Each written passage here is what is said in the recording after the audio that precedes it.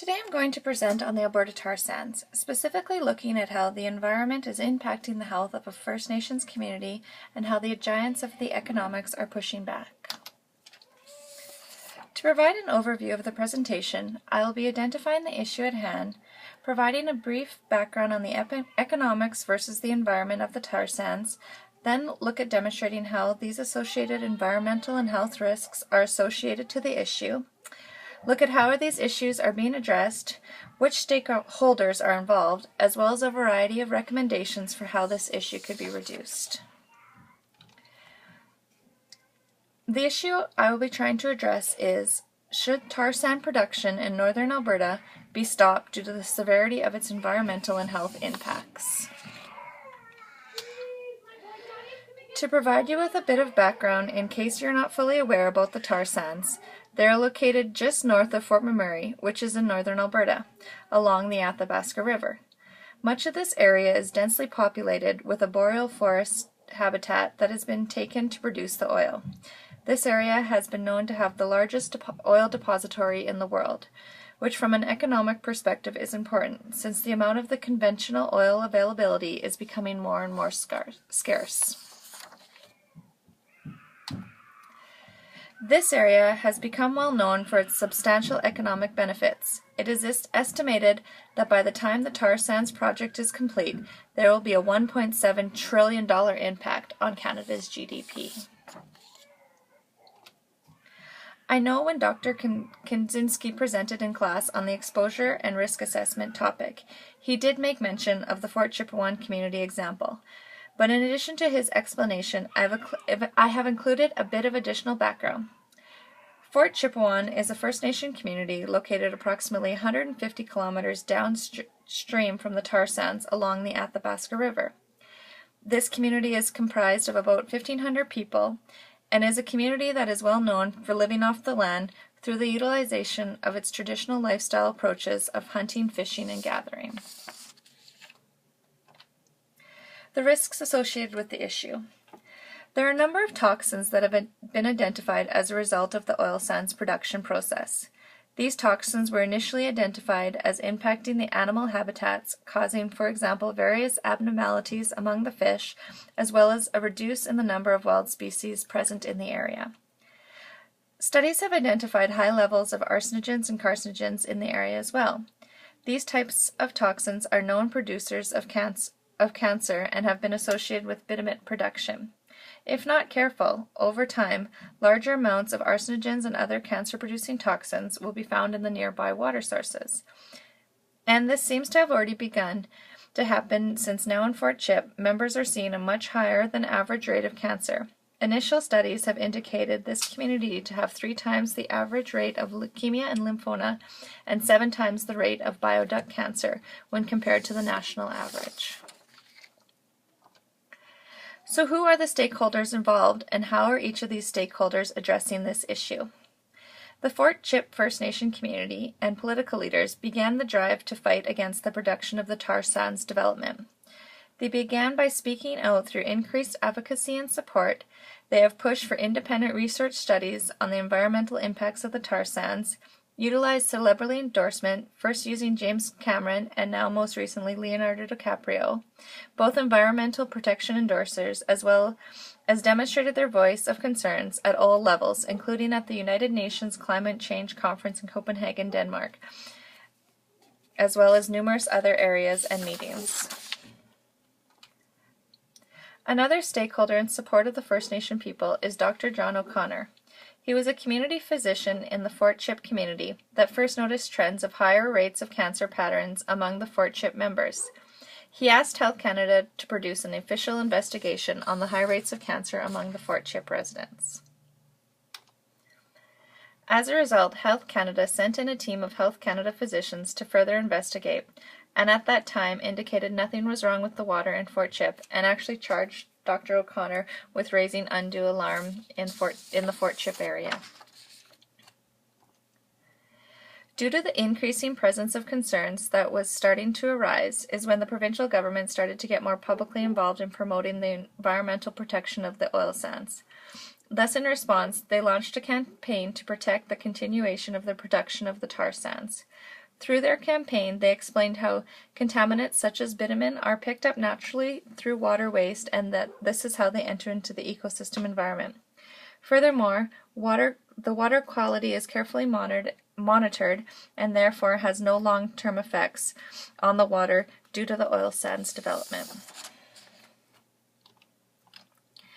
Obviously, industry is another major stakeholder in this debate.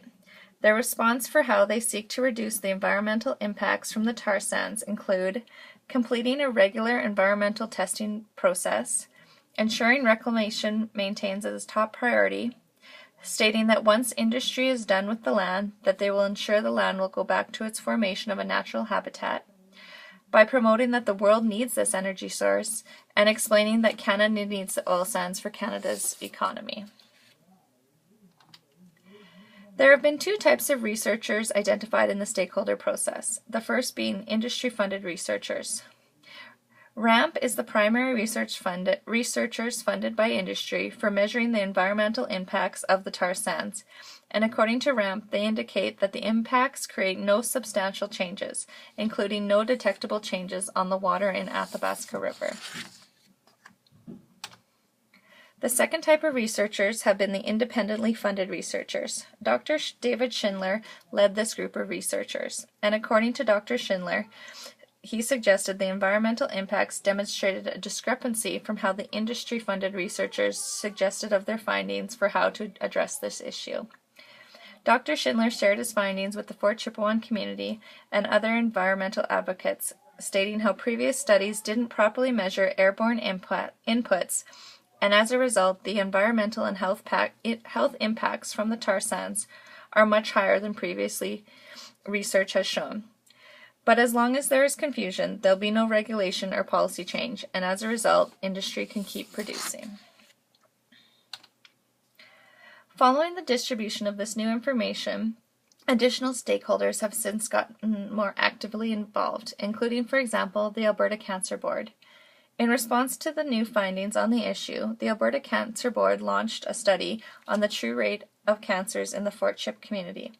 These investigators indicated that Fort Chip had a significantly higher rate of cancer than on average, and that these rare forms of cancer found in the community could be linked to the oil sands production.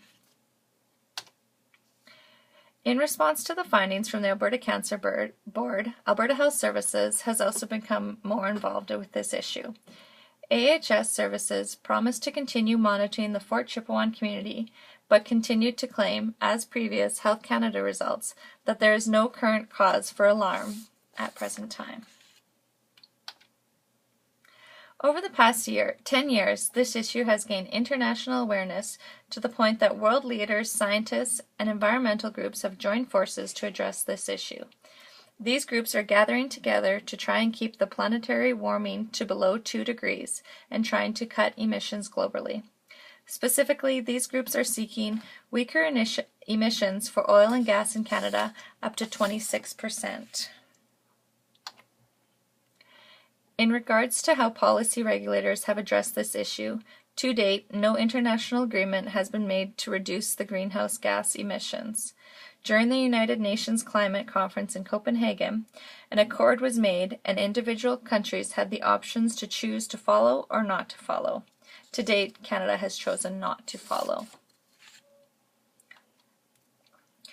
A big push for increased awareness of the environmental and health impact on the Fort Chip First Nation community was highlighted when Hollywood celebrity and environmental activist James Cameron came in with the issue.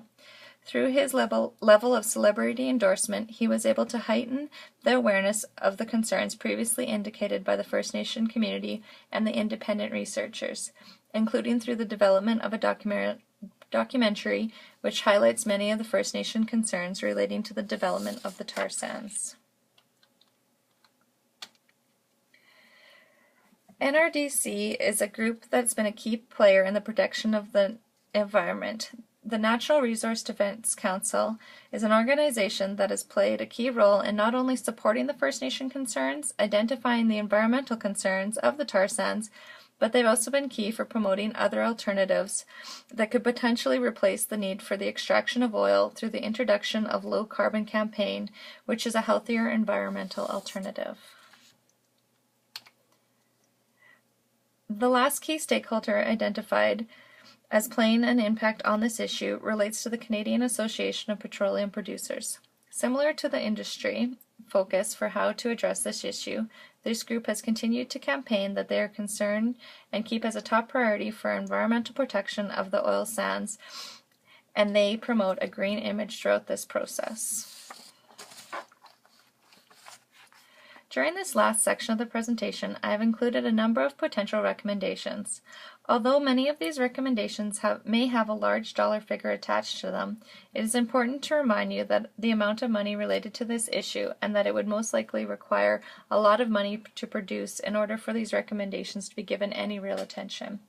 So to begin, the development of additional environmental campaigns that targets all types of stakeholders utilizing a variety of types of media methods.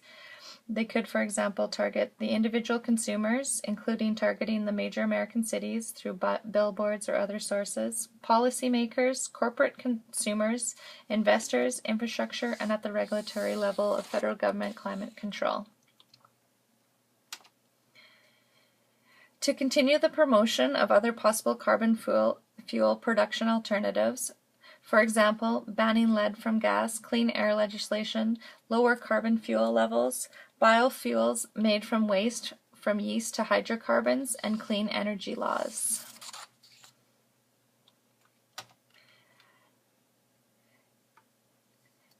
To increase the public awareness internationally, increase independent studies that are transparent, open to the public, and not funded by industry, as well as increased research to determine if toxins from the oil sands are the root cause for increased cancers in Fort Chip. Lastly, to have the Environment Canada take over the monitoring process instead of the Suncor-funded monitoring systems. There's a need for higher level review panel, have the data released to the public, amendments or changes to how the data is collected and interpreted. There's a need for a better monitoring system in place, and increased credible resources.